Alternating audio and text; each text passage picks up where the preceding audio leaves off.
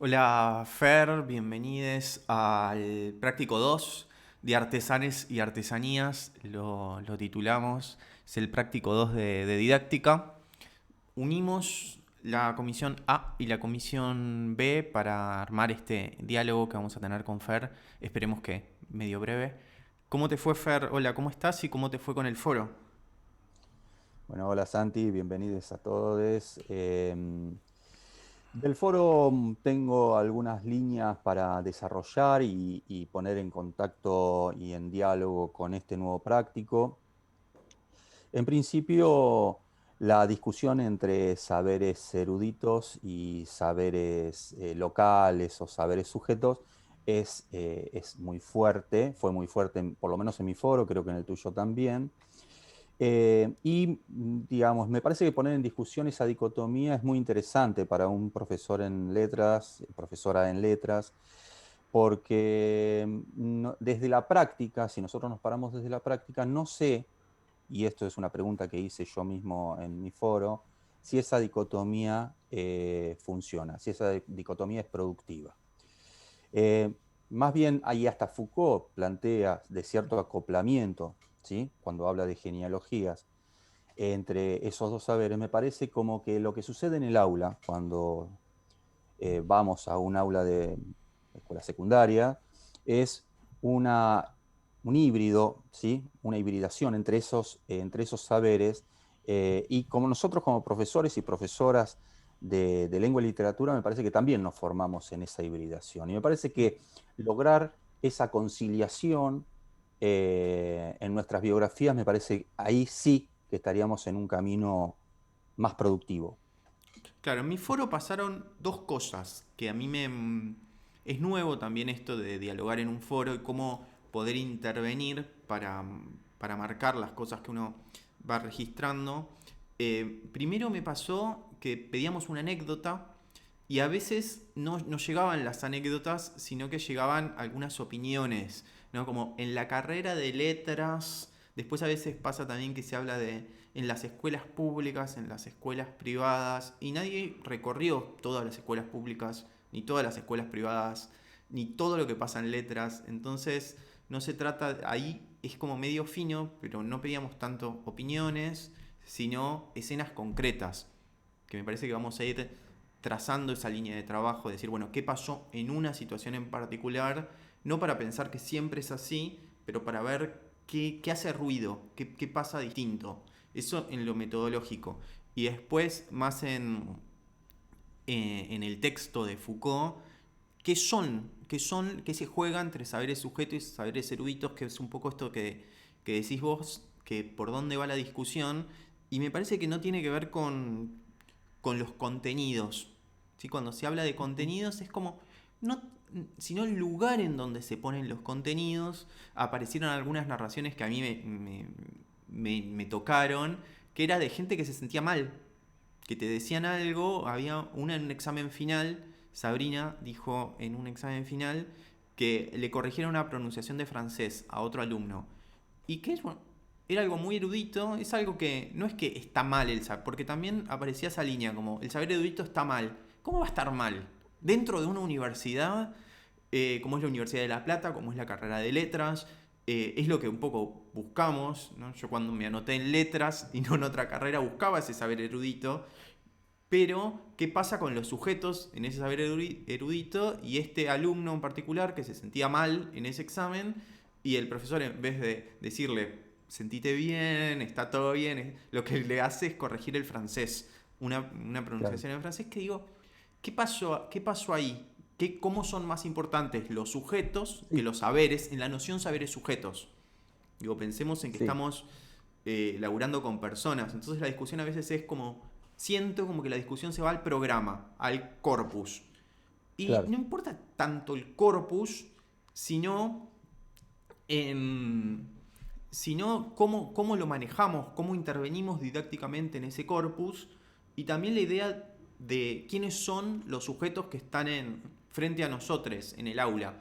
Por ejemplo, la idea de que a todos les va a gustar cierta música, y Ujú, como si las juventudes no fuesen plurales, como ujú, si no hubiese tanta diversidad en las juventudes que entre los adultos, que los ujú. adultos, las adultas, todos diferentes, nos gustan cosas diferentes y los jóvenes Sí, parece que, bueno, les voy a llevar esto que les gusta a todos los jóvenes y a todas.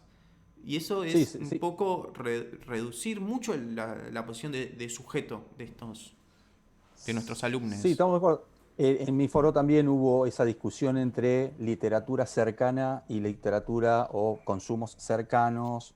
Después discutiremos el concepto de consumos, que es problemático. Consumos cercanos y literatura lejana, ¿no? A les jóvenes.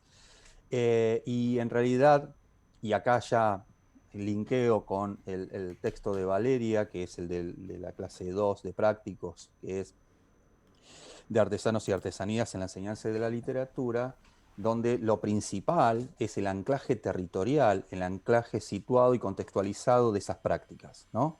Digamos, primero ver qué sucede ahí y después pensar si hay lejanías y cercanías con respecto a los consumos, a los bienes culturales, etc. Entonces me parece que es interesante pensar, si pensamos ya con la misma noción de artesanía, de alguna otra manera, estamos rompiendo varios preconceptos, ¿no? Lo lejano y lo cercano, lo qué interesa, qué no interesa, la noción de interés. Me parece que la noción de artesanía, como aquella docente artesana que va y va pensando, ensayando, armando esbozos en sus clases, en cada clase, y que va pensando ese esbozo como una futura transformación de su propia práctica, ¿sí? Pero que a la vez, dentro de ese esbozo y de esa artesanía, que me parece interesantísimo acá, y que lo vamos a empezar a ver a partir de hoy tal vez, ahí sí entran esta mezcla de saberes eruditos, sujetos, porque también esa artesanía está hecha por las apropiaciones de los estudiantes en territorio, en terreno, y esa artesanía también está formada por esas teorías literarias que se construyen en las escuelas. Y cuando hablo de teoría literaria, es para nuestra cátedra un concepto muy fuerte, colocar las teorías literarias viniendo de las voces de los estudiantes, ¿no? Como que en cada aula se construye dentro de esa artesanía un aparato interpretativo local, ¿sí? Que forma hipótesis de lectura, hipótesis de escritura y trabaja con la teoría literaria construida en territorio, que muchas veces tiene relación con la teoría literaria que nos pueden enseñar en una carrera de letras de relación diversa, ¿no? Digamos, puede tener una relación de parodia, ¿sí? Puede estar parodiando, la escuela secundaria parodia mucho las teorías literarias que nosotros vemos seriamente, solemnemente en letras, ¿sí? O puede hacerle eco a esas teorías, o pueden ser teorías fundantes, ¿sí? Pueden ser teorías fundantes que aparecen en ese aula y decir, por este lado yo nunca pensé este texto, ¿no? Como, digamos, esas interpretaciones que nos vuelven a los profesores, profesoras de literatura, decir, nunca lo pensé de esta manera, ni el Martín Fierro, ni Roberto Art, ni Kafka. Sí, eso, como cada vez que, ahora que lo decís, pienso en un montón en casi todas las clases en la secundaria, cada vez que volvés sobre un texto, en cada aula empiezan a aparecer cosas nuevas. Me parece que eso forma parte de la riqueza de la literatura, también del texto de Valeria, de Artesanos y Artesanías. Me interesa cómo está narrada la escena en la que se genera después escritura, que viene siempre antecedida por la lectura y la lectura interrumpida, que hace mucho eje este artículo y también el de Ana, en cómo vamos leyendo en el aula. Y a mí me pasó, yo hice la maestría en Brasil y cursé en portugués y me sorprendieron dos cosas. Una, en la escuela, yo hice instancia de investigación en la escuela, les hacían leer mucho en silencio. Y en la facultad, en una materia que cursé, una profesora leía un cuento cuando empezaba la clase. A mí me iba muy bien con los textos teóricos, pero con los textos literarios en portugués me costaba muchísimo porque usan otro léxico. Y, y estaba prohibido interrumpir. Me quedaba fuera totalmente, se me iban escapando cosas y digo, como yo que estaba grabado en letras y que supuestamente tengo mucha comprensión de textos literarios, ahí me quedaba totalmente afuera y capaz que por Claro, una palabrita. Entonces ahí sentí cómo era importante la interrupción de la lectura para ir claro. generando una discusión que te actualiza en el cuento y te hace entrar. Si yo ahí me quedé totalmente afuera por extranjero, por hablar otra lengua, por...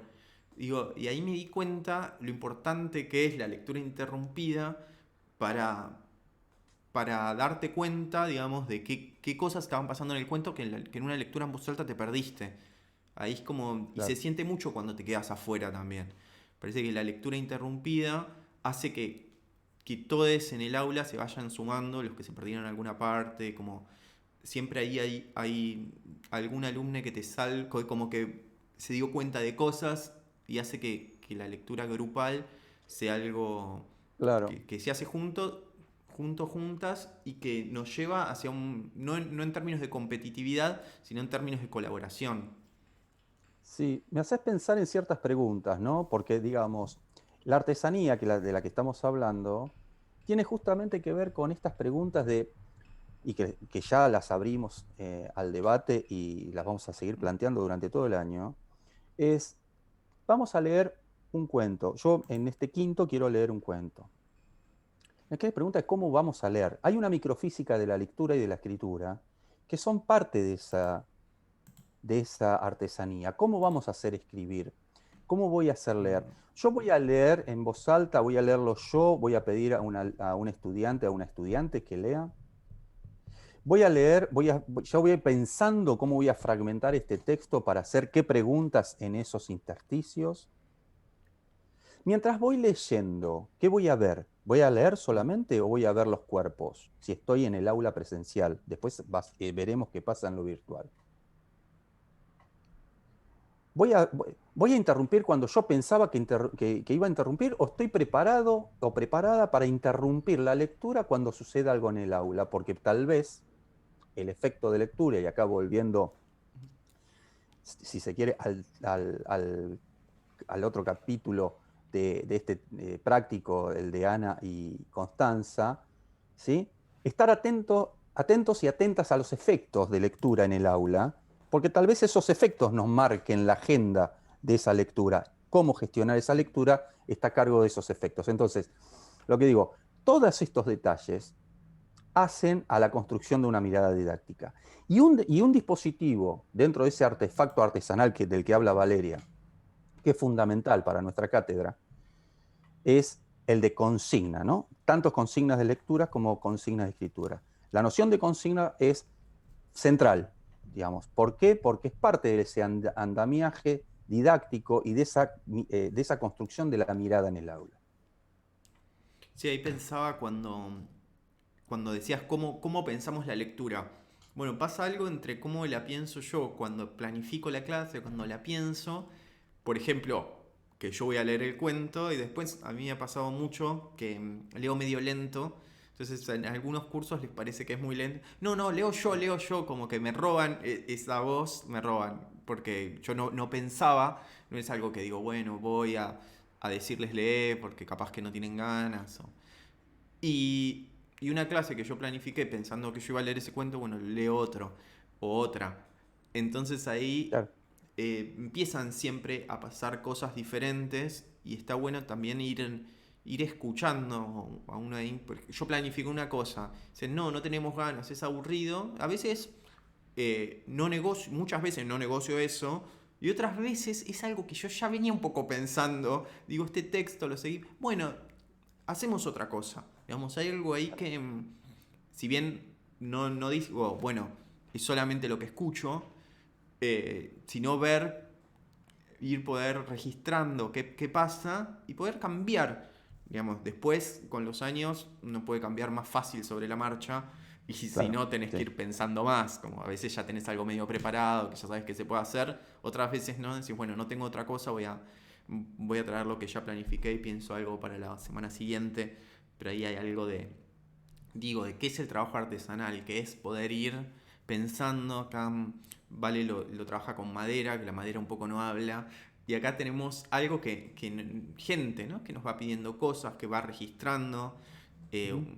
Como docente hay una mirada final, hay un corte, hay una estrategia didáctica, hay decir, bueno, me interesa trabajar, porque si no es simplemente, les doy estos textos porque a ellos les gusta y a ellas. No se trata de eso, pero sí de poder ir escuchando, armando ahí un diálogo, viendo qué discusiones se pueden eh, insertar ahí. Hay textos que me interesan porque les gustan y hay otros textos que me interesan particularmente porque no les gustan. Porque traen Claro. unas discusiones pesadas o que tienen que ver con, capaz, con la clase, con el sufrimiento, pero bueno, la tele te ofrece algo capaz que todo alegre. Hay textos que no Ujú. son tan alegres, hay textos que nos cuestan un poco más. Y digo, bueno, ¿cómo los podemos trabajar para, porque a mí me interesa llevar algunas discusiones? Claro. Y por ahí en esto que planteás es donde se insertan este dispositivo que hablaba de las consignas como un género narrativo cerrado en sí mismo, ¿no? Digamos, un género propio, eh, y que puede tener en su hechura, pueden tener distintas dimensiones, ¿no? Puede ser que el profesor, la profesora ya la haya pensado desde la casa, que la llevemos armada, que la llevemos anotada para preparar, para presentar a cada uno de los estudiantes, pero también puede suceder que esa consigna sea desechada, ¿sí? Y pueda ser reelaborada o directamente ser desplazada por otra porque surgió en la escena de lectura, en una escena de lectura que al curso o a la mayoría de los estudiantes los interpeló otro sentido de ese texto. Y ahí mismo también se podría pensar una nueva consigna que interpele, ¿sí?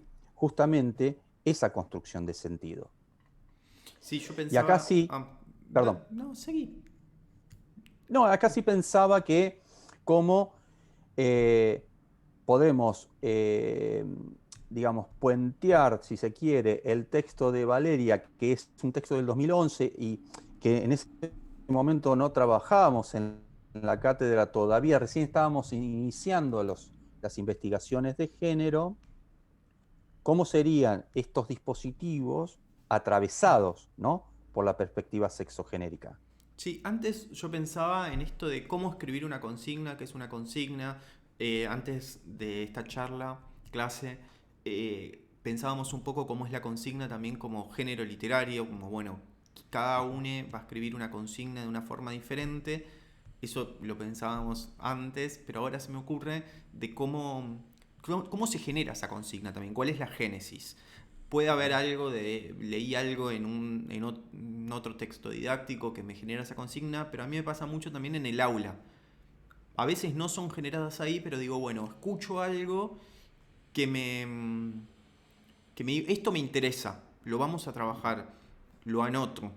Después la clase siguiente, la otra, cuando haya tiempo, hay una consigna a partir de ese emergente, porque hay cosas que me interesan seguir pensando y trabajando, que no quedaron claras o que me interesa ahondar un poco más, me parecieron súper interesantes y ahí entonces lo registro para después poder seguir preguntando, indagando y quizás en una posible actividad de escritura. Si ahí hay algo que se va haciendo, pero me interesa pensar en cómo las pensamos, ¿viste? De dónde tienen que salir. Creo que también eso habla de la escritura en general, de cómo pensamos que es la escritura, que es como algo que baja así, de una oda, de una musa que me inspira, o si pensamos que la escritura es reciclar, usar todo lo que ya tenemos. Me parece que la consigna, al igual que la escritura, la agarramos de lo que está ahí, no hay nada tan nuevo. No, yo no es que tengo ideas todas las semanas, sino que voy a la escuela, escucho más o menos, cuando empieza algo interesante o veo, registro un emergente, lo anoto y trabajo con Sí, eso. Es como poder sí, utilizar eso que está en vez de decir, bueno, vamos a buscar algo. Como ahora que en el foro va a haber que escribir consignas, no se trata de inventar algo de otro lado medio mágico, sino revisar estos textos, revisar la bibliografía, ver cómo se trabajó y poder pensar algo desde ahí. Sí, utilizando lo que se va hablando, lo que... sí. Sí, no, hablas y pensaba, Mm, ¿no? La relación de los docentes con la escritura de ficción, la relación de los docentes con la escritura de consignas. O sea, porque de alguna manera de eso se trata. Muy diferente a algo que surgió en los foros con respecto a la noción de escritura creativa, que tal vez la discutiremos en otro momento, pero que no tiene que ver con la noción de escritura que nosotros trabajamos en la cátedra. La escritura como dispositivo acá, como profesores y profesoras, es muy interesante en el armado de ese artefacto didáctico, ¿sí? Porque vos hablabas y yo me preguntaba, decir, bueno, si yo tengo que pensar desde dónde yo históricamente fui armando y me fui construyendo como un escritor de consignas, te puedo decir que mi biografía es fundamental en esos insumos, ¿sí? Yo cada vez que quería trabajar el género chisme en un aula, no podía no dejar de pensar en mi vieja, en mi mamá, ¿no? Es mm, imposible de no pensar en mi mamá saliendo a barrer la mm, vereda para ver quién mm, pasaba y enterarse de lo que pasa en el barrio. Es un personaje literario de mis consignas, mi mamá. mm, Se convirtió. Ahora, lo que digo es, también son nuestras biografías, esos insumos como mm. de esa escritura de la consigna. Y es muy válido, digamos, nuestras lecturas, ¿no? Nuestras lecturas, nuestros fragmentos de lecturas, nuestra genealogía lectora, si se quiere, ¿sí? Nuestra experiencia.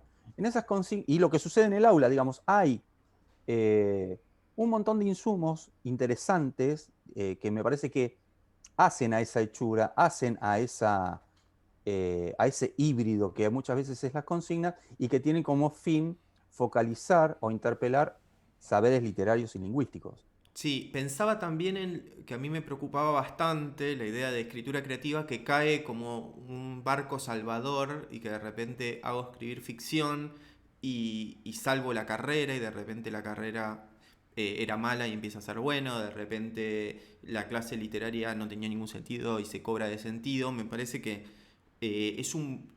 No es la escritura de ficción, no como escritura creativa, es simplemente un punto de partida muy importante en el que vamos a construir conocimiento literario, pero no es el puerto de llegada, digamos. Claro, Con eso claro. es el puerto de llegadas con lo que es como con la inquietud que llegaron muchos estudiantes.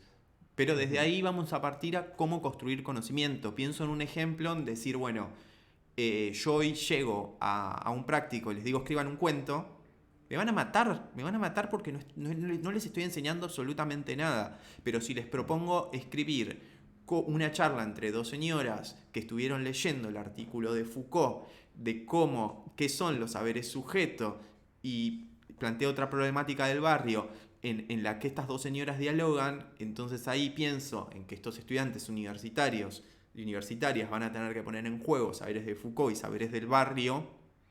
Ahí sí es una consigna de escritura que nos interesan, tanto se trabajan saberes específicos.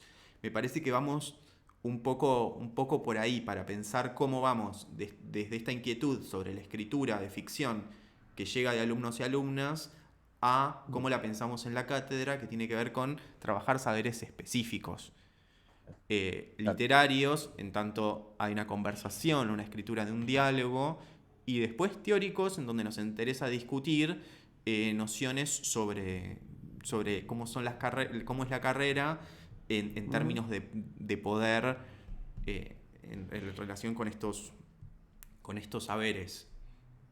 Claro. Bueno, justamente en esta mirada artesanal, este posicionamiento artesanal, eh, nosotros queríamos compartir una escena que trabaja otro de los textos, otro de los capítulos que tenemos para este práctico como lectura obligatoria, y que es una escena donde se pone en juego, y por eso lo elegimos a propósito, la metamorfosis de Franz Kafka, ¿no? En justamente ahí está, ese es el libro, ¿sí? Del 2017, un libro del equipo de investigación, donde ahí sí ya está fuertemente la mirada sexogenérica sobre la enseñanza de la lengua y la literatura. El registro que toman, bueno, que tomás vos, Santiago y Virginia Bonato, es justamente un día que en un quinto y en un sexto se trabajó el personaje de Gregorio Samsa en la escuela secundaria, en una escuela secundaria de Berisso, ¿sí? Y justamente el profesor era yo, digamos, ese registro era mío y justamente me dio la oportunidad de, como tenía las 3 primeras horas con quinto y las 2 últimas con sexto, trabajar, ver qué sucedía con la interrogación de ese personaje en los 2 cursos, ¿sí? Eh, Esto ya lo venía pensando de cómo trabajar los viernes porque era todo muy Ujú. largo y ver qué pasaba entre un grupo y otro. Y bueno, se dieron estos registros donde para mí apareció una versión de Gregorio Samsa ya no canónica, no legitimada, ¿sí? Y en la discusión con esos alumnos se dio esta mirada artesanal de ir siguiendo ciertas líneas de sentido que realmente yo como profesor del curso no esperaba. Eh, Porque, bueno, porque también está muy fuerte el aparato interpretativo sobre los clásicos y, bueno, me parece interesante la discusión de un clásico en una escuela secundaria y cuáles fueron los sentidos que ahí aparecen, ¿no?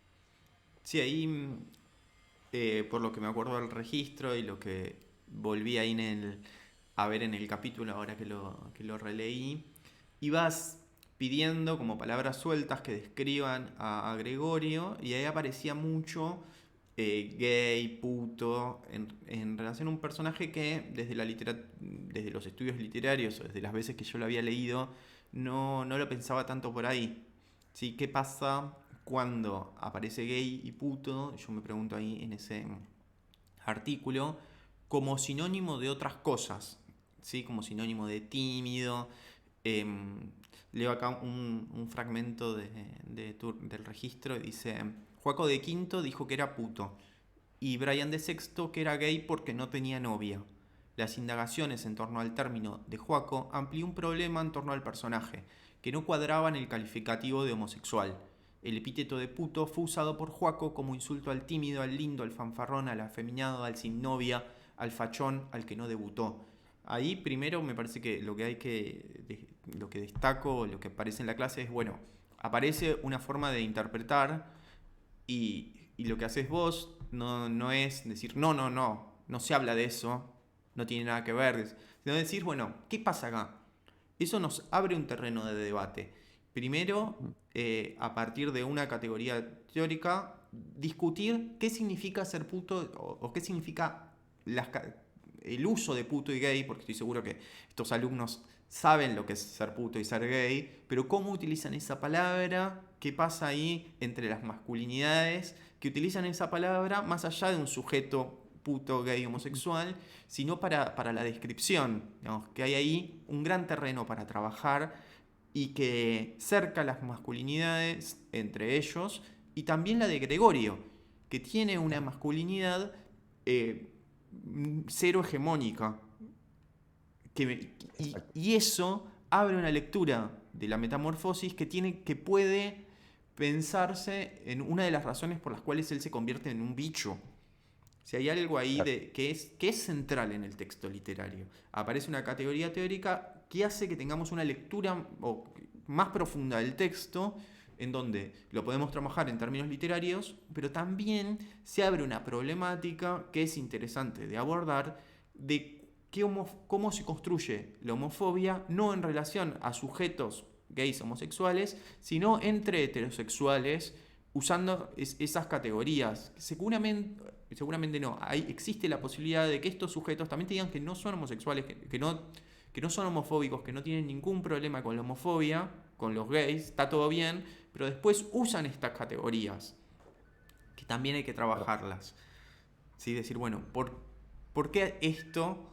Lo pienso también en términos de etnia, ¿no? Muchas veces se usa la palabra negro, no en relación a una persona negra, y ahí se generan sentidos, digamos, y se abren en el aula la posibilidad de trabajar con saberes no solo literarios, sino de género. Exacto. Y digamos, yo lo que pensaba es lo que veníamos pensando. Es decir, los aparatos interpretativos, ¿no? Las teorías literarias en terreno, de que construyen un Gregorio Samsa no hegemónico, o por lo menos no tomado por los aparatos interpretativos académicos o legitimados, ¿no? Entonces aparece acá una mirada que si uno vuelve a leer la Metamorfosis en esta línea, como lo hicimos en ese curso, yo recuerdo que Benjamín me decía, ¿ves por qué te digo que es homosexual? ¿No te das cuenta que en vez de salir a bailar, se la pasa encerrado pintando cuadritos? Entonces, digamos, recuerdo estas voces, ¿sí? Cómo se fue consensuando esta idea, y ahí existe la teoría. Y una teoría que de alguna manera, cuando yo hablaba de parodia, en parte lo decía en este sentido, que parodia los sentidos serios y solemnes que se montaron históricamente, tal vez, en torno de la crítica literaria, en torno a la obra de Kafka, ¿no? Entonces, nos parece interesante eso, y dónde está la artesanía, porque uno pregunta, decir, bueno, ¿cuál fue la artesanía? Bueno, la artesanía tal vez estaba en la pregunta y en escribir en el centro del pizarrón la palabra Gregorio, para después, a partir de las voces, preguntar, bueno, Gregorio, yo le digo Gregorio, ¿qué les pareció el personaje? Y solamente había leído el primer párrafo del texto. Yo no habíamos leído, en estos registros no habíamos leído La la novela. obra completa, sino que habíamos solo el comienzo. Y decir, bueno, ¿qué les parece este personaje? Y a medida que iban diciendo palabras, iba sumando otro fragmento. Bueno, a ver, fíjense en esto, ¿les parece lo mismo? Y ahí iban surgiendo, y yo iba anotando en el pizarrón esa materialidad, esas palabras en ese pizarrón, esas voces de estudiantes legitimadas en un objeto institucionalizado como el pizarrón, recoloca la lengua en otro lado, la legitima de otra manera, y ahí es donde, ¿sí?, esas voces, esos saberes, si se quieren, sujetos, locales, etcétera, dialogan con un lugar, un espacio institucionalizado, legitimado por la escuela, como es el pizarrón, ¿sí? Porque la pregunta es, ¿qué se escribe en el pizarrón generalmente? ¿Se escriben en el pizarrón las voces de los estudiantes? ¿Se escriben sus teorías? ¿Se escriben sus hipótesis? ¿O en el pizarrón es el portavoz de los profesores y profesoras? ¿No? Sí, ahí está Digamos, bueno entonces, también, Fer, que marcabas el uso didáctico de los dispositivos que hay en el aula. No, no es que vos estás llevando un proyector, ni te estás disfrazando de Gregorio de bicho, ni. No hay. La intervención didáctica no va no es una payasada, no es en hacer una payasada que capte la atención, sino en usar lo disponible dentro del aula para cambiar un poco la lógica. Pensá que a mí me resuenan las narraciones que aparecen en el foro del primer práctico, que son todas de no. Como aparece en una, no porque yo leí, no, eso no. En vez del no hay, bueno, sí, a ver, eso que leíste, ¿por qué lo estás diciendo? claro. ¿Sí? ¿Qué significa? Y no es, no, no buscamos generar unas teorías para entender la literatura y que esa teoría de ese alumno de quinto o cuarto año en la escuela en esta escuela en la que laburabas de Berizo después pase por una revista académica en la que no es eso.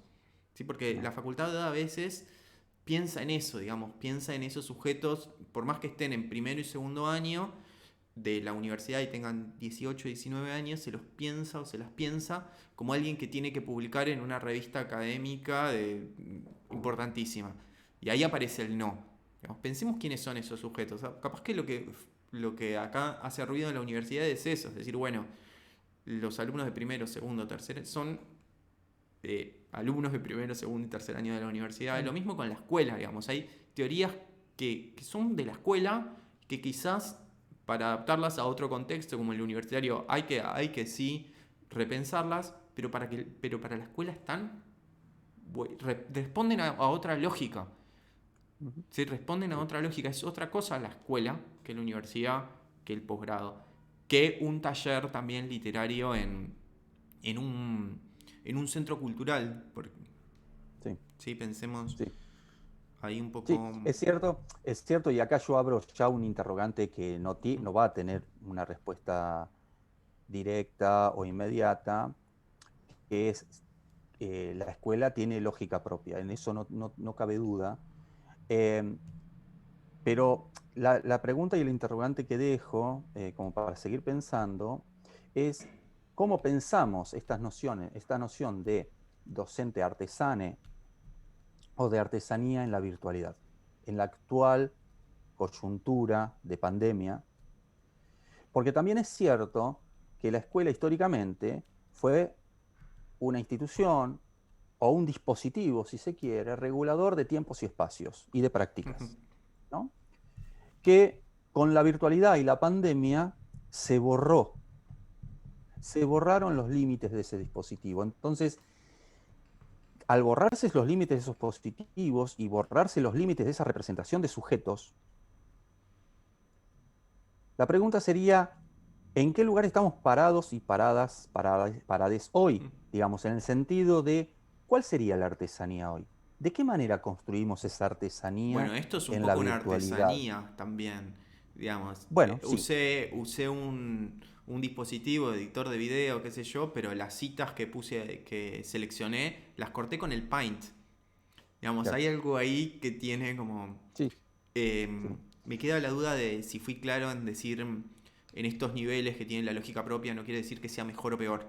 Porque a veces como no, la secundaria, digo, tiene una no, no, lógica propia y que eso no se adapte, esa teoría no se adapte al nivel universitario, no quiere decir que la teoría sea peor, no, no, sino no. que responde a otras lógicas y se discuten otras cosas y los saberes se confrontan no solo con saberes literarios. Ahí, ¿Mm? de hecho, Claro, eso es lo que venimos retomando. está Algo bien, para cerrar, Fer, sí, sí, te no, pido. quería decir esto, para cerrar esa zona donde como docentes vamos a hacer, en esa artesanía, vamos a utilizar tanto saberes eruditos como saberes locales.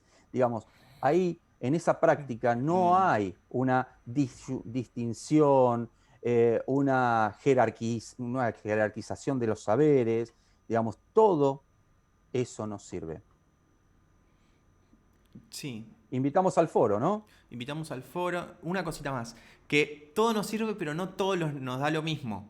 Si también Exacto. no da todo lo mismo, no es que hay cosas que sí nos sirven, sino que tiene que ver con cómo manejamos esos saberes, considerando a los sujetos y pudiendo dialogar y no dejando nada de lado, nada importante y también eh, no da todo lo mismo, no pensemos que da todo lo Exacto, mismo y que está todo exacto. No, bien y que no, todo lo que bien, vayan a bien. hacer nuestros alumnos y nuestras alumnas está perfecto. Va a haber trabajos que están para mejorar, digamos, seamos críticos con lo que... Bien, bien. tómennos de una forma Vale la crítica, aclaración. no tan literal. Y les invitamos a participar en el foro. Cualquier consulta, nos escriben por el campus o a nuestros mails que están por ahí. Y bueno, gracias por haber llegado hasta acá. Bueno, gracias por acompañarnos y nos vemos en el En foro. la próxima. Hasta Nos luego. leemos. Chao.